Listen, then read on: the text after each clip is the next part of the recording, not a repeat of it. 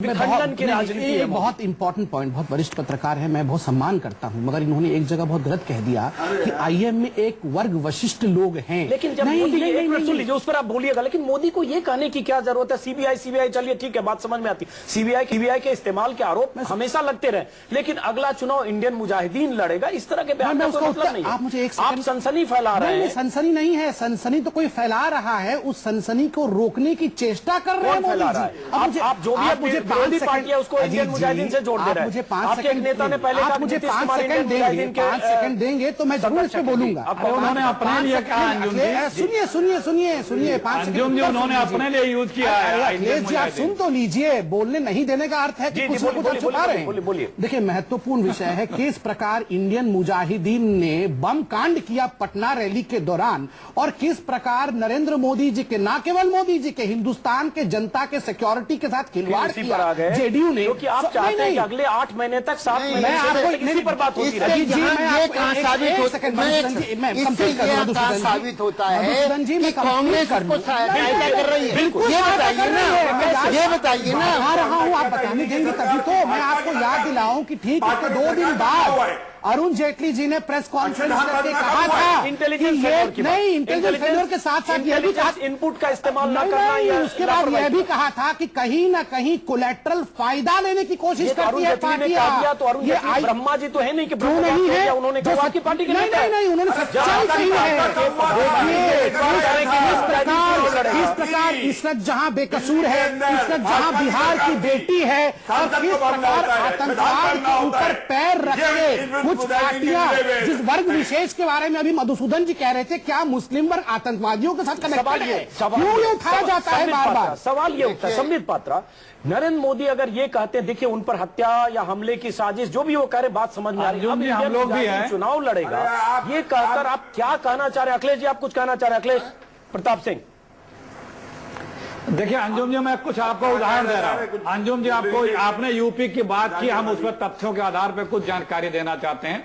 माननीय अटल बिहारी वाजपेयी जी 6 साल दिल्ली में थे, उत्तर प्रदेश में कई साल बीजेपी की सरकार थी, कल्याण सिंह जी, राजनाथ सिंह जी।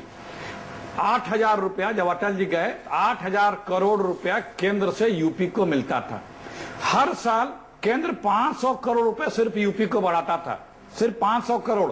और जो सेंट्रल बजट था, जो पूरा परिव्यय था, यूपी को मिलता था सिर्फ 8,000 करोड़ रुपए। आज जो है 78,000 करोड़ रुपए इन्हीं की सरकार थी, लेकिन कंपेयर कीजिए ना। और माननीय अटल बिहारी वाजपेयी जी कितने सड़क बनी है, सुन लीजिए और किस प्रकार का पॉलिसी करिए, सुनिए, इलेक्ट्रिसिटी का क्या हाल है, यही अटल जी यहाँ से एमपी थे। आप सुन लें जी, आप सुन लें, नहीं सुन ले फिर। अटल जी यहीं से एमपी थे, अब ट्रान के लिए लिखते थे पत्र कि अब ट्रान बंद नहीं होना चाहिए, उनके लेटर्स हैं। और जब प्रधानमंत्री बने वहां पे, यहाँ पे सरकार आई, इन्होंने तुरंत कहा ट्रान बंद करो, और सारे लोगों को छटनी कर दी। सारे लोगों को एक वोट के कारण सरकार हमारी गिर गई थी, कुछ तो सहन कर लीजिए। एक भी कारखाना यूपी में, लखनऊ में, उनकी पार्लियामेंट में नहीं लगा, एक काम नहीं हुआ।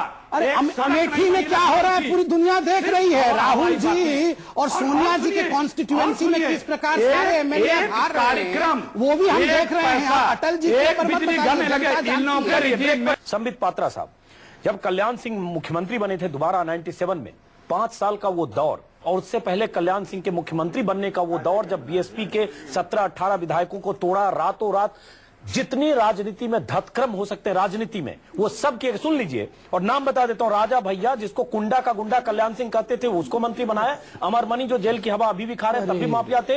हरिशंकर तिवारी, तमाम ऐसे जो लठैत बाहुबली, सबको मंत्री बनाया, क्योंकि सरकार चलानी थी, और सरकार चलाने के लिए सारे सिद्धांत और नीति को ताक पर रखा। सरकार चलाना वो सरकार चलाने वाली पार्टी 5 साल उसी तरह से सरकार चली। आज अब जब बड़ी बड़ी बातें करते तो अपना अपनी भूल कैसे जाते हैं? अब मैं उत्तर बड़ा साफ गोई से दूं। पहली बात है, जोड़ तोड़ करके सरकार कैसे बनाया जाता है, मेरे बड़े भाई अखिलेश जी से पूछेंगे तो वो बेहतर। कल्याण सिंह मास्टर ही है, कल्याण सिंह, वो अखिलेश जी बता देंगे। कल्याण सिंह को मगर अब मैं मुद्दे पे आता हूं।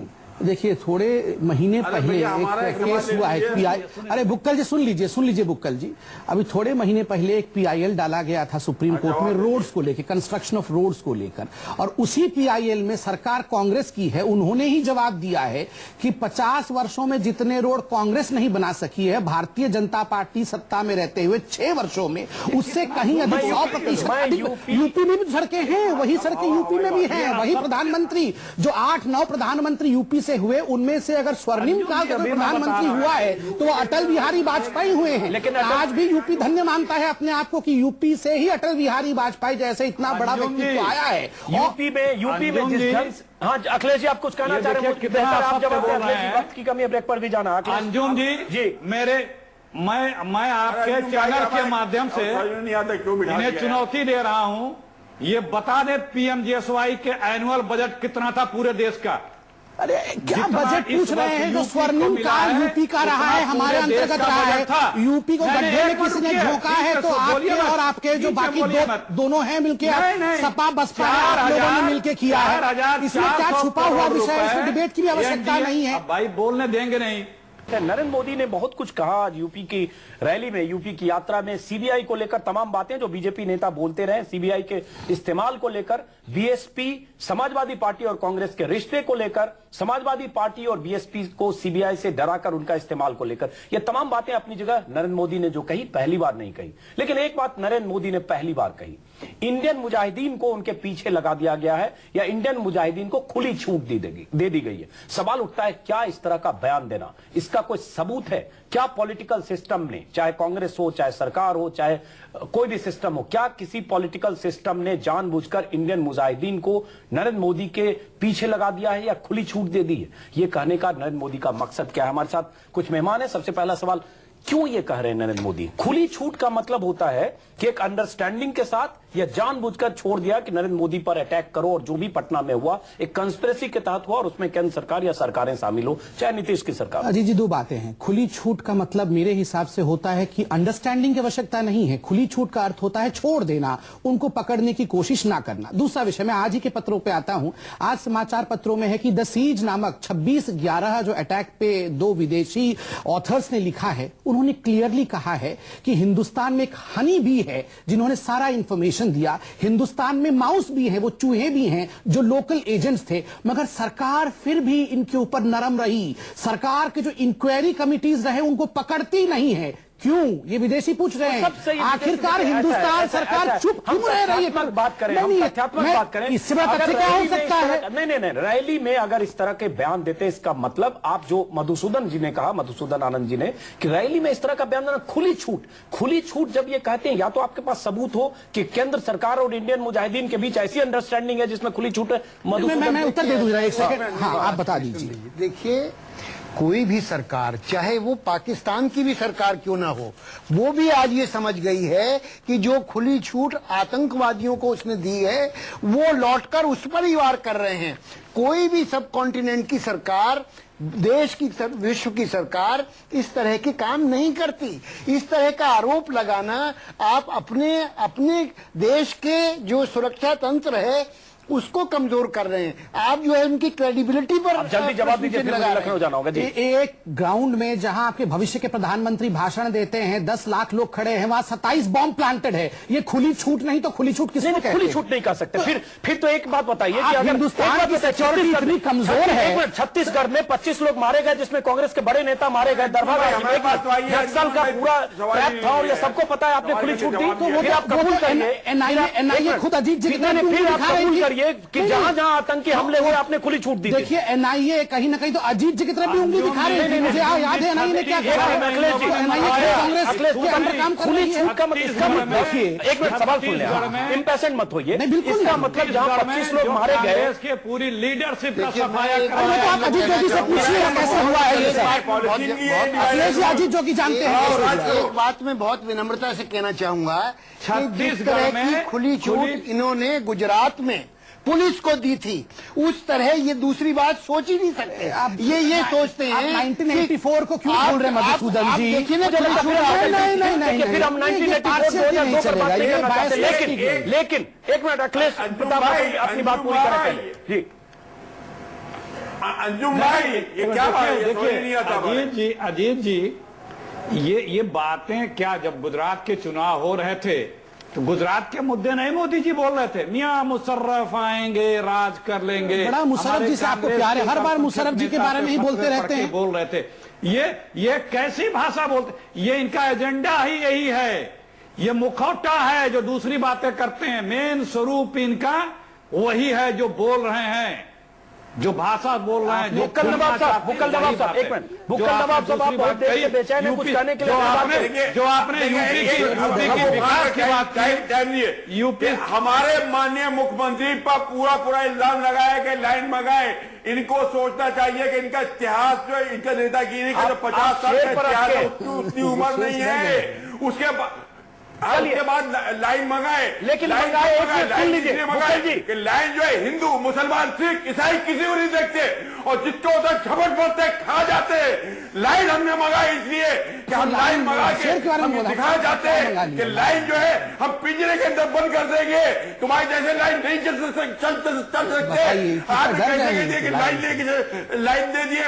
बाकी हमने किसानों को जिस तरीके से, अच्छा चलिए, आपने लाइन की बात कर रहे हैं, शेर की बात कर रहे हैं, पर सुनाते कर रहे हैं। कुछ नहीं करेगा, आप इतना घबराइए मत। मुसलमान सिख आपके पास तोता है, तोता उनको पिंजरे में आपने उठा के बंद कर दिया। पिंजरे में तोता बंद है, लाइन क्या करेगा बताइए। हिंदू मुसलमान सिख वो तोता आपका डिस्प्रपोर्शनेट केस देख रहा है, अब लाइन क्यों कर रहे हैं? एक मिनट, आप दोनों को रोके। बुक्कल नवाब, मैं पहले सुनाना चाहूंगा कि नरेंद्र मोदी ने क्या कहा, जिस पर हमारे बुक्कल नवाब साहब नाराज हो रहे हैं। नरेंद्र मोदी ने शेर को लेकर क्या कहा?